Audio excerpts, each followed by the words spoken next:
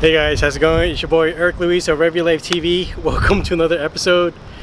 Now, today's topic, it's been in the works for me to decide when I wanted to share this information with you guys, because plenty of you have been wondering what's been going on, what's the buzz. Like this guy said he purchased an R34 GTR, yet where is it, right? Like, where is the car? So to keep it fresh and to keep it real, I'm going to do a one take so that you can see where I'm coming from and know that this is legit. And actually it makes it a lot easier to edit rather than me like piecing things together and make it look like it's perfect, because nobody's perfect, right? Anyways, that's besides the point. So you're here for the story about the R34 GTR and what's happened with that, okay? Alright, so R34 GTR, as you guys already know, is a distinct part of pop culture, which actually just rose in population due to the movie Too Fast, Too Furious with Paul Walker. Of course, he drove that silver one, and ever since then, like, I've wanted an R34 GTR. But of course, back then it wasn't legal to actually have an R34 GTR because they have to abide by the 25-year rule, where it has to be at least 25 years old before it could actually be imported to the United States. So in 1999, for example, wouldn't be legal until 2024. So with that said, as you guys already know, I already have an R35 GTR. If you've been following the channel for a while, or my IG account, or Facebook, right, or even a TikTok account, I have an R35 GTR. But it's always been a dream. My buddy told me to use the word "and" instead of "but," right? Okay, so and I've always wanted to get an R34 GTR to make that dream a reality, you know? So prior to 2023, I was searching for a R34 GTR, and there's a contact that I know of from Miami, Florida, and for litigation purposes I won't say his name yet. But I had spoken to this couple from Miami, Florida, and they were working with me to find a good R34 GTR for me to purchase. So typically those are right-hand drive. Now, searching everywhere, I just so happened to find a left-hand drive R34 GTR, and like, to me it doesn't bother me that the car is left-hand drive, and people may frown upon that, saying that, oh, you're not a purist, you don't have a right-hand drive R34 GTR. And me, I don't care. I could go through the drive-through at Chick-fil-A, no problems, and actually get the food and pay for the food without any hassle. Anyways, that's beside the point. I think I'm going off a tangent, but back at it. Alright, so they helped me to purchase an R34 GTR after I wired them money for the car. I won't say the amount yet. Wired the money for the car and also for everything that you would need in order to import the car to the United States. That was back in April of 2023. Now, they helped to secure the car, but they were in the United States.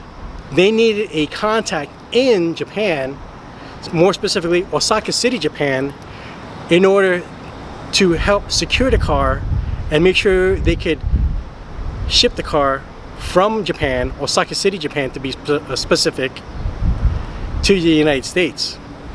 And the person who was responsible for shipping that car from Japan to the United States is a man named Hisashi Hara, who works for the company R International Inc. of Osaka City, Japan. Now, as you guys already know, date-wise, it is already August 28th, 2025. The car I had purchased is a 1999 R34 GTR, which was manufactured in February of 1999, which means, if you do the math, that the car was supposed to already be here in February of 2024. You're probably asking yourself, but Eric, it is August 28th of 2025. Where's the car at? Glad you asked. So, the car wasn't shipped because Hisashi Hara of R International of Osaka City, Japan, feels that the person from Miami that helped me to purchase the car owes him money. So the guy from Japan feels like the guy from Miami, Florida owes that guy money. And what does that have to do with me? Well, glad you asked again. You're such a good audience. Okay, so the reason why the car is not here yet is because the guy from Miami owes the guy from Japan money, but the guy from Miami doesn't have the money to pay back the guy in Japan. So you can see where I'm going with this, right? Probably. So the guy from Japan, even though my car is paid for in full, even though my car is paid for all the fees to export the car and to import the car, all the fees for shipping, roll on, roll off, or RORO, as most of the import export community knows, terminology wise. That guy is holding on to the car as collateral, even though I paid for the car, paid for all the fees, shipping to export, import to the United States, with all the fees, TTL, tax title license, what the acronym stands for. He's using my car as collateral because he wants to force that guy in Miami to pay him back, even though my car is already paid for. So, guys, has this ever happened to anyone you know? Like, what would you all do in this situation?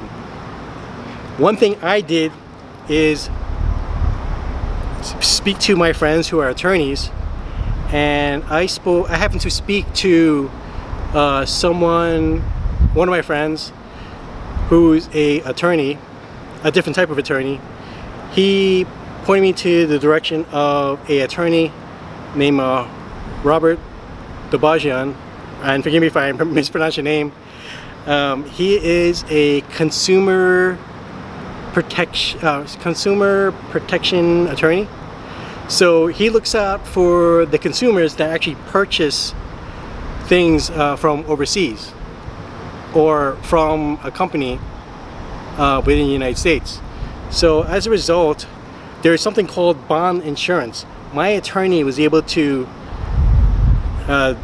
just follow the right course of action in order for me to get a good amount of the money back because of something called bond insurance.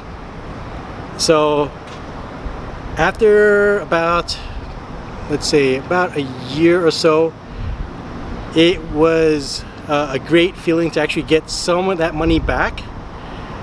But I'm still in it, y'all. I'm still talking back and forth to these people from Miami, Florida. I mean, I won't say their name yet, but they've been trying to cooperate with me. It's kind of tough. It's a tough situation. And it's tough to trust people nowadays, businesses and stuff, but they still owe me a amount of money, and their solution between them and the Japanese person is to sell the R34 GTR and use some of that balance to pay back what they owe that guy in Japan. Meanwhile, how does that work with the balance? Like, what will I get back? Can I just get my R34 GTR, and can't those people in Miami, Florida, just pay back the guy in Japan? Why should I be held responsible for what the people in Miami, Florida owe that guy in Japan? So now I'm wondering, I'm pacing back and forth, right? I'm pacing back and forth, literally, right? What should I do? So many of you all have been wondering what's been going on. Why has my R34 GTR arrived yet? And that's the story. It's been it isn't a laughing matter, but sometimes you just have to just prevail, persevere, and just keep moving forward, like TJ Hunt says. It's a good attitude to have, because sometimes BS like this happens, and I'm just keeping it 100% with y'all, because there were days that, because that's a huge amount of money that you have to pay in order to get an R34 GTR here, to purchase one, and then to actually ship it to the United States, all the fees, tax, titles, license, and all, etc., etc. It's really a tough thing to have to deal with. Like where's the money at? Like, where's the car at? I know the car is legit because I have spoken to several, well, the purchase, right?